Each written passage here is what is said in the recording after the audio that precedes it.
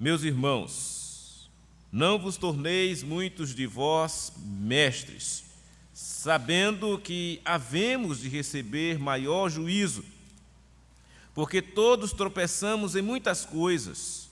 Se alguém não tropeça no falar, é perfeito varão, capaz de refrear também todo o corpo. Ora, se pomos freio na boca dos cavalos para nos obedecerem, também lhes dirigimos o corpo inteiro. Observai igualmente os navios, que sendo tão grandes e batidos de rijos ventos, por um pequeníssimo leme, são dirigidos para onde queira o impulso do timoneiro. Assim também a língua, pequeno órgão, se gaba de grandes coisas. Vede como uma fagulha põe em brasas tão grande selva. Ora, a linguagem é fogo, é mundo de iniquidade. A língua está situada entre os membros de nosso corpo e contamina o corpo inteiro. E não só põe em chamas toda a carreira da existência humana, como também é posta ela mesma em chamas pelo inferno.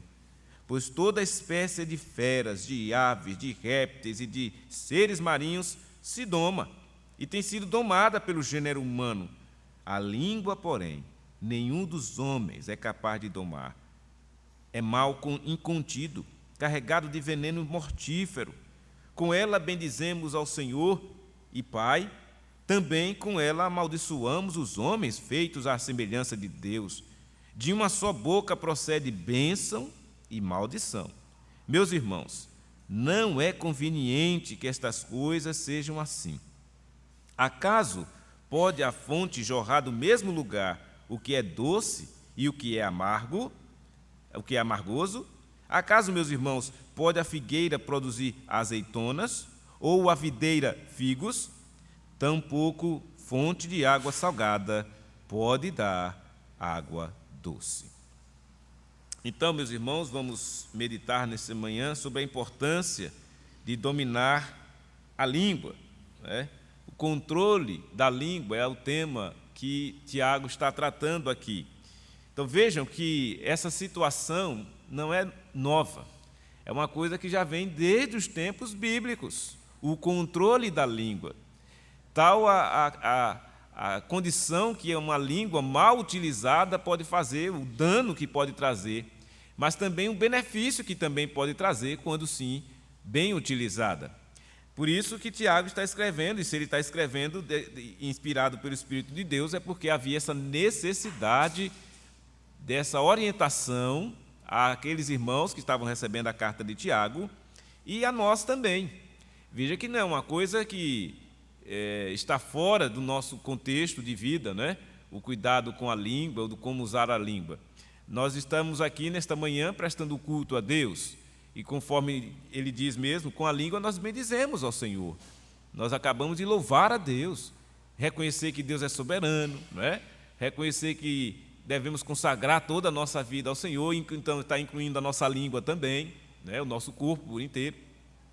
Então, mas diante dessa condição que nós temos consciência que devemos fazer, existe também aqueles que, porventura, estejam usando a língua para o mal, usando a língua para fofocar, usando a língua para denegrir a imagem de alguém, usando a língua para mentir, usando a língua para fingir uma situação ou mentir para alguém e criar uma contenda com a outra pessoa. Então, todas essas coisas, a língua está no meio de todas elas. É impressionante como ela tem essa capacidade, não é? Então, Tiago, conhecedor dessa realidade, ele disse: meus irmãos, não vos tornei muito de vós mestres, sabendo que havemos de receber maior juízo. Então veja, ele já começa tratando dessa questão do juízo que virá sobre aqueles que são mestres. Por que ele está dizendo isso? O mestre utiliza muito a língua para ensinar, para falar, e dependendo do que se está se ensinando ou falando, o juízo virá. E aí, nesse quesito que ele está falando, é uma sensata advertência aqui feita por Tiago com relação à responsabilidade dos mestres. Os mestres, eles têm tanto a habilidade como também a responsabilidade de estudar e conhecer a verdade. E como resultado, Deus então os considera responsáveis de acordo com um padrão mais elevado. Então, os mestres também, eles exercem uma influência sobre aqueles que são seus alunos, não é? Os alunos são confiantes em seus mestres, eles confiam no que o mestre está ensinando. E, então, um relacionamento que torna os alunos vulneráveis a sérios erros da parte de seus mestres é perigoso, não é? Esse julgamento, então, mais severo, deveria se reprimir os mestres de dizer palavras incorretas ou descuidadas. E a igreja antiga, ela dava grande valor aos mestres. As pessoas valorizavam muito os mestres naquele tempo. Ainda assim, Tiago, rapidamente, ele então ampliou a sua perspectiva além deles para incluir todos os cristãos. Não só os mestres, mas também todos os cristãos. Por isso que ele diz: meus irmãos, ele está falando a todos os irmãos, não vos tornei muitos de vós mestres. Então ele está advertindo aos irmãos que queriam assumir uma posição desta. Ele está advertindo: olha, é muito séria, muita responsabilidade isto, você se levantar e dizer: eu agora vou me tornar um mestre, eu vou querer ensinar lá na igreja, eu vou querer fazer isso e aquilo. Olha a responsabilidade que é. Ainda que seja bom, né, e ser mestre é um dom, né? Deus chama pessoas para serem mestres, é um dom de Deus o ser mestre, está lá na lista dos dons. Então, Deus capacita homens, mulheres, para terem esse dom de mestre, de ensinar. Mas é importante que tenhamos um entendimento de que, em meio a essa grande bênção, que é o dom de Deus, traz também uma grande responsabilidade sobre nós. Mas ele continua, então, dizendo o seguinte, versículo 2: porque todos tropeçamos em muitas coisas. Se alguém não tropeça no falar, é perfeito varão, capaz de refrear também todo o corpo. E então Tiago mostra uma realidade que seria o ideal, né? Qual era o ideal? É que ninguém tropeçasse no falar, porque aí seria a perfeição. Mas é uma condição, falando da realidade nossa, humanamente falando, impossível, né? Nós sermos esse perfeito varão no sentido do uso da língua, do saber refrear a língua. No entanto, nós não podemos usar a desculpa de sermos imperfeitos, que de fato somos, para sair usando a língua de maneira equivocada e errada. Não. Lembrem que nós estamos num processo de santidade. E o falar também influencia a condição de sermos santos. Vocês lembram da ocasião em que Pedro, por designação e revelação do próprio Cristo, ficou de negar a Jesus, e ele foi no meio de 3 grupos diferentes? O que é que as pessoas diziam? Você fala como um deles. A linguagem, a expressão de Pedro o identificava como alguém que era seguidor de Jesus. Então não se pode negar isto. Um crente, ele, no falar dele, deve ser identificável que ele é alguém que pertence a um grupo de pessoas que seguem o Cristo. O linguajar dele tem que ser assim, recheado com as palavras do Cristo. Então ele começa a tratar isso, Tiago, porque ele reconhece a fraqueza humana. Ele diz: olha, nós tropeçamos, todos tropeçamos em muitas coisas, é uma realidade. E Tiago, então, ainda estava falando principalmente dos mestres, né? De tropeçar, indicando que ensinar algum erro é inevitável. A pessoa, de repente, pode, né, ensinar um erro. Assim, o rigoroso julgamento contra o pecado inevitável deveria dissuadir energicamente muitos de se tornarem mestres. Tiago, então, usou esse ponto para prosseguir falando a respeito de ensinamentos que são universalmente aplicáveis ao uso da língua. E aí ele vai falar dessa questão da figura que ele utiliza para o seu argumento ficar claro e fixado na mente das pessoas que estavam ali lendo ou ouvindo a sua carta. Ele diz no versículo 3, ora, se pomos freios na boca dos cavalos, para quê? Para nos obedecerem, também lhe dirigimos o corpo inteiro. Então ele pega uma figura que é normal, todo mundo entende, né, o que está se dizendo. De fato, os cavalos precisam do freio, do cabresto, né, para quando ele estiver querendo sair do controle, o cavaleiro tem que pegar ele e segurar no cabresto para frear o cavalo. É o freio. E ele diz, olha, supomos freio, se nós formos freio da boca do cavalo, é para nos obedecerem, né, para você dominar ele, para você controlar ele. Também, quando você tem essa capacidade do cabresto, você domina o corpo inteiro do cavalo. Quando você breca ele aqui, segurou, freou o cavalo e segurou ele, pronto, você não cai. Se você não segurar, é lona, é queda, é feia a queda. Pode até causar morte. Então veja como a linguagem bíblica ela vai exatamente trazer uma figura que é natural, todo mundo entende o que está se dizendo, mesmo você que nunca andou de cavalo, mas se já assistiu a algum filme, já viu alguém andando e sabe dessas coisas, e a Bíblia está informando como é que, para que serve aquilo, né? Os cavalos, nós pomos freio na boca dos cavalos, para que eles nos obedeçam. E também assim dirigimos o corpo inteiro. E aí ele vai e segue dizendo, observai igualmente também os navios. Os navios que são grandes, eles são batidos de rijos ventos, né? Vem a tempestade dos ventos. E quem é que controla o navio? Um pequeníssimo leme. Um pequeníssimo leme. Algo bem pequenininho, fica lá na cabine do navio. Eles são dirigidos para onde queira o impulso do timoneiro. O timoneiro é aquele que está ali conduzindo o navio. Aí ele citou esses dois exemplos, que são claros e perceptíveis a qualquer pessoa, e ele diz, assim também. Aí ele vai fazer a comparação e o contraste. Olha, assim também, assim como freio na boca do cavalo, assim como leme para conduzir o navio, assim também a língua é um pequeno órgão, ela se gaba de grandes coisas.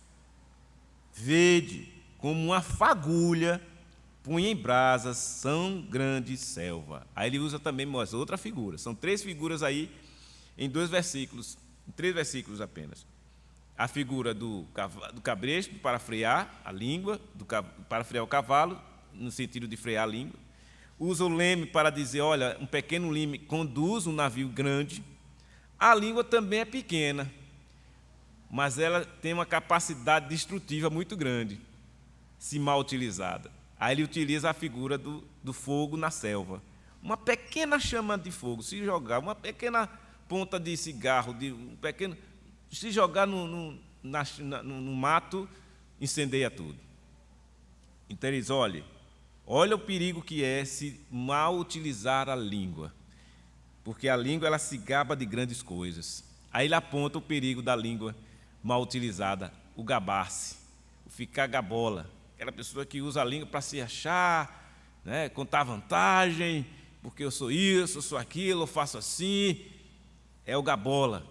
E aí ele diz, olha, essa língua ela é fogo, ela é mundo de iniquidade, a língua está situada entre os membros de nosso corpo e contamina o corpo inteiro, e não só põe em chamas toda a carreira da existência humana, como também é posta ela mesma em chamas pelo inferno.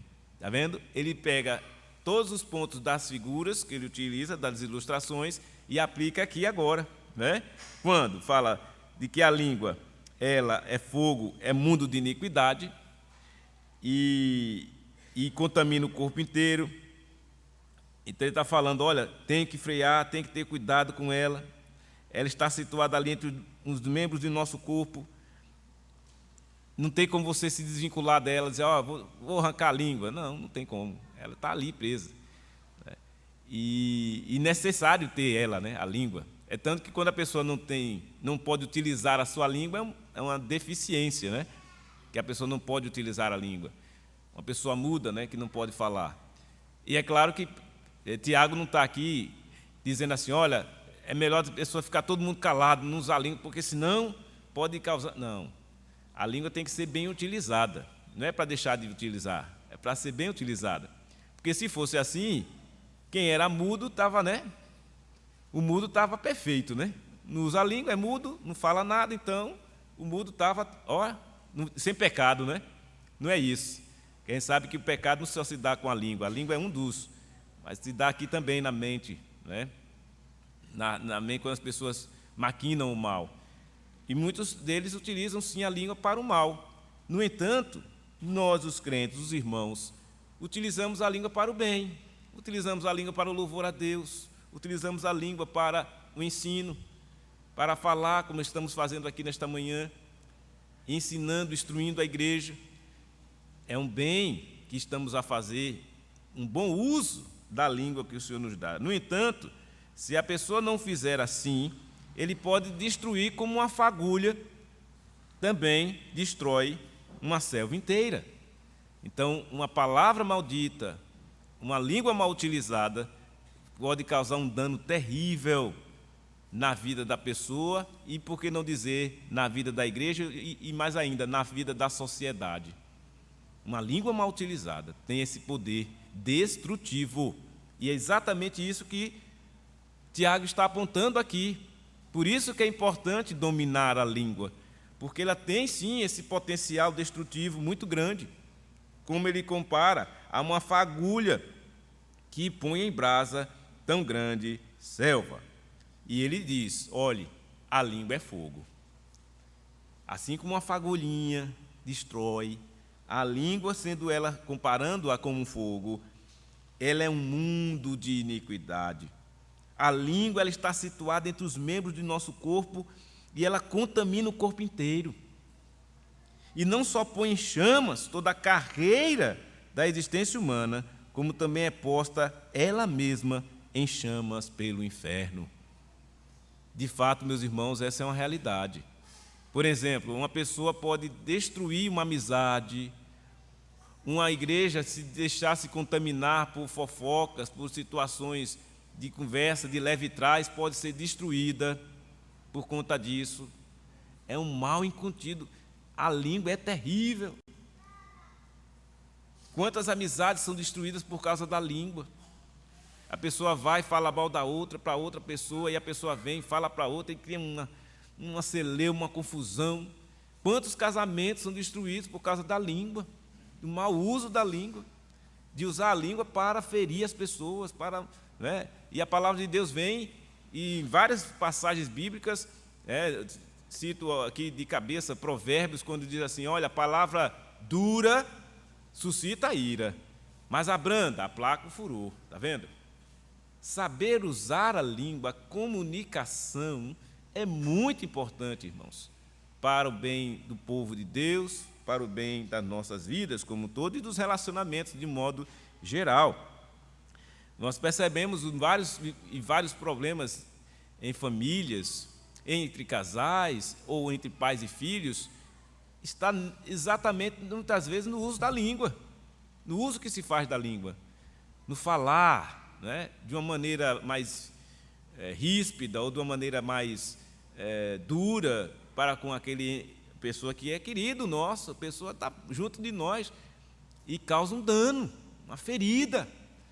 E quando não é tratada, fica lá aquela ferida aberta, anos e anos, muitas vezes. E aí a pessoa vai depois, olha, o que foi que aconteceu? Não, eu estou ferido porque aquela palavra usada lá atrás, aquela língua falada, usada daquele mal que foi feito e não foi tratado, não foi curado.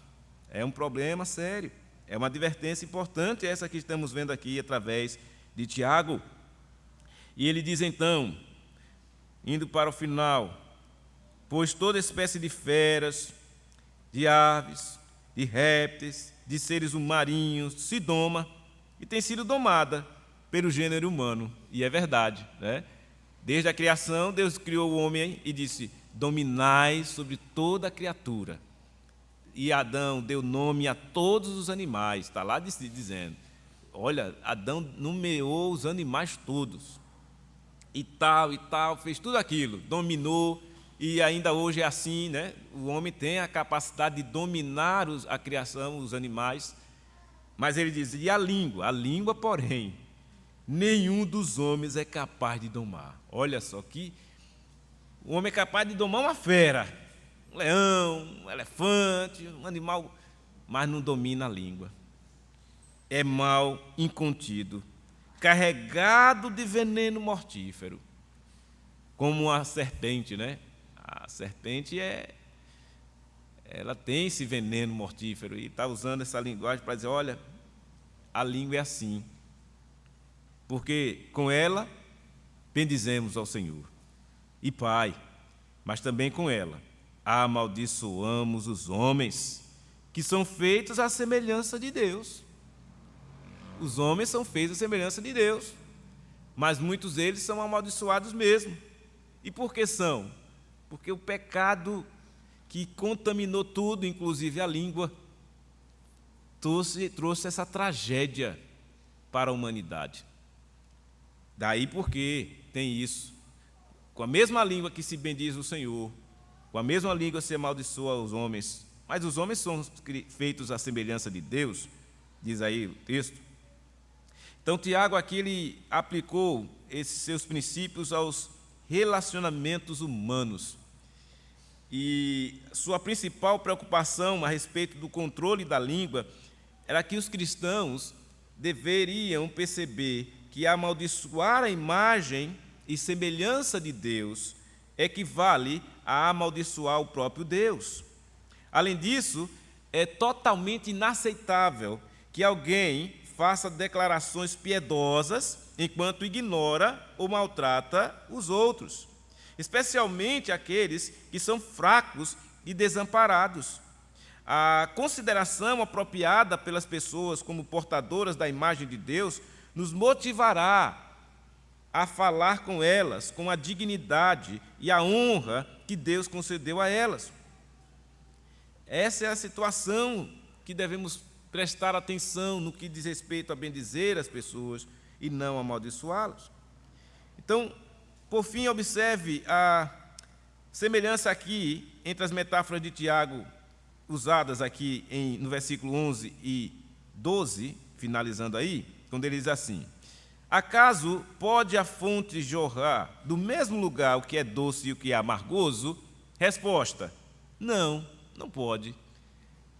Naturalmente não se pode uma fonte jorrar na mesma fonte água doce e água salgada. Também ele diz: acaso, meus irmãos, pode a figueira produzir azeitona? Não. Quem produz azeitona é a oliveira. E pode a videira, produzir figos? Não.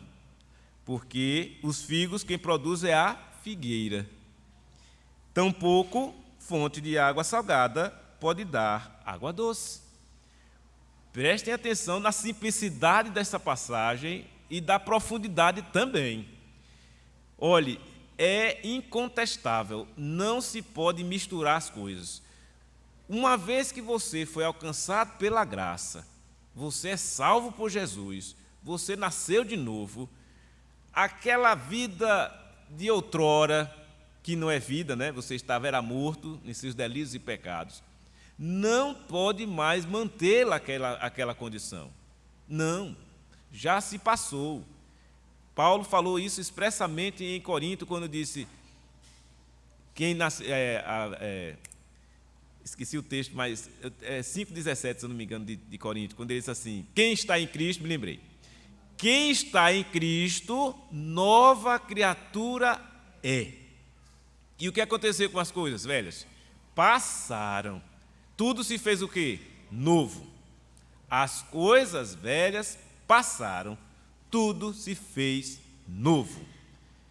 Então não se pode realmente, se eu sou agora um cristão, se você agora um nascido de novo, não se pode jorrar de nós aquilo que era amargoso, aquilo que era horrível, que pertencia às trevas, os vícios, as mazelas, a língua mal utilizada, a fofoca, a mentira, né, as contendas, não devem fazer parte mais do nosso linguajar.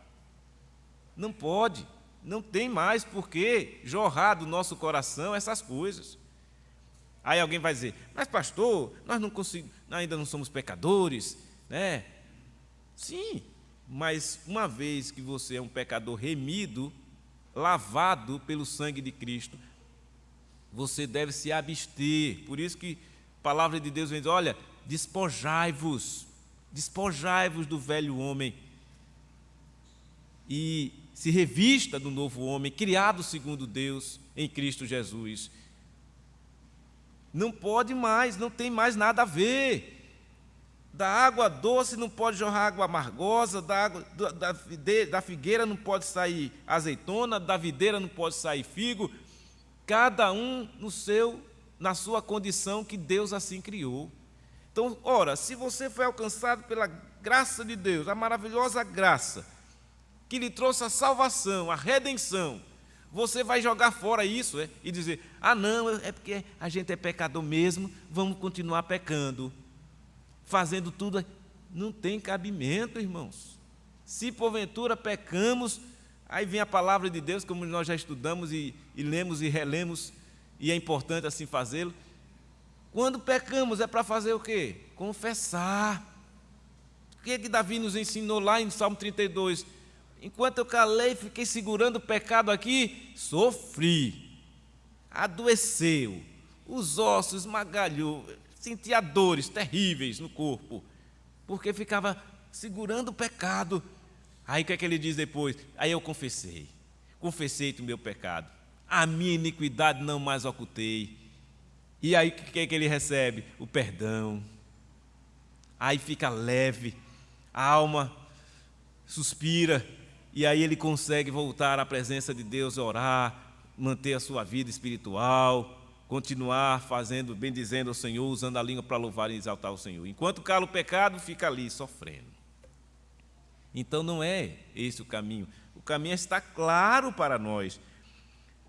O caminho é que devemos usar a língua para...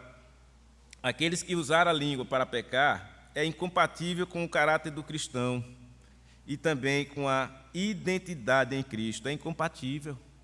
O próprio Cristo, ele também, falando sobre essa questão, lá em Mateus 7, versículo 16, olha como Jesus ensinou, rapidamente, só para a gente finalizar aqui. Mateus 7, 30, ou 16, está assim descrito, ó.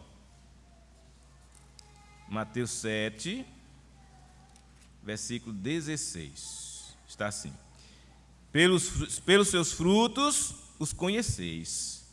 Colhem-se porventura uvas dos espinheiros ou figos dos abrolhos? Jesus fez essa mesma pergunta quando estava falando aqui dos falsos profetas, dizendo, olha, o falso profeta é falso, já está dizendo.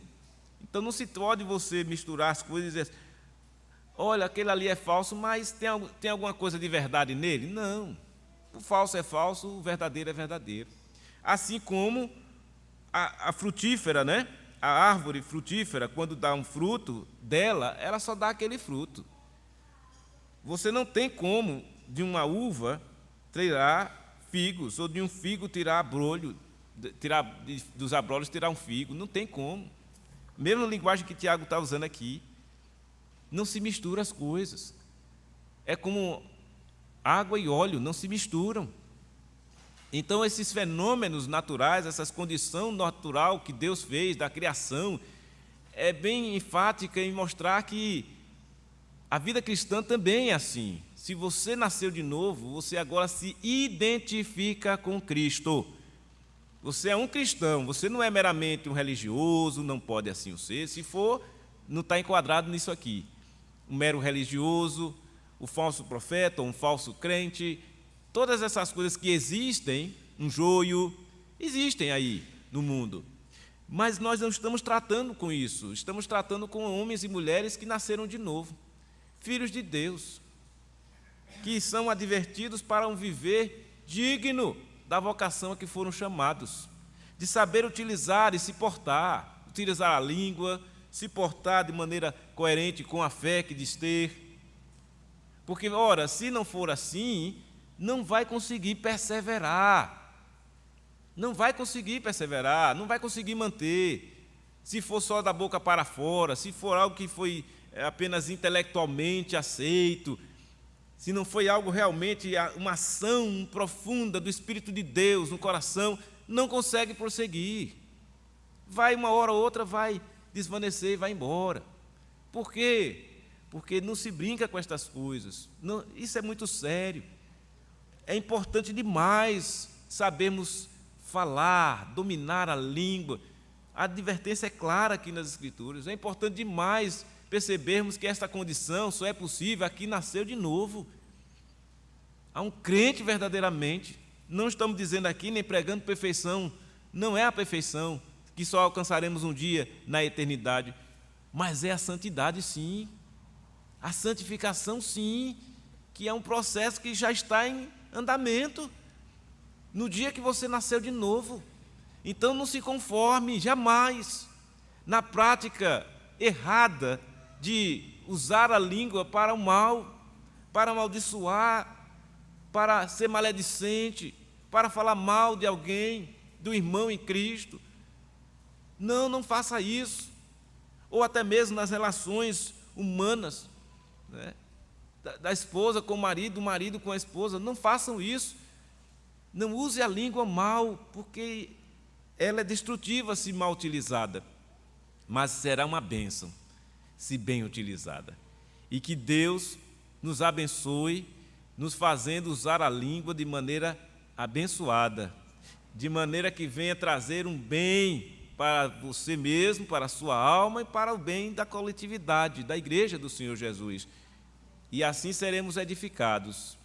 E o Senhor há de se alegrar conosco por estarmos vivendo na presença dEle. Que Deus assim nos abençoe.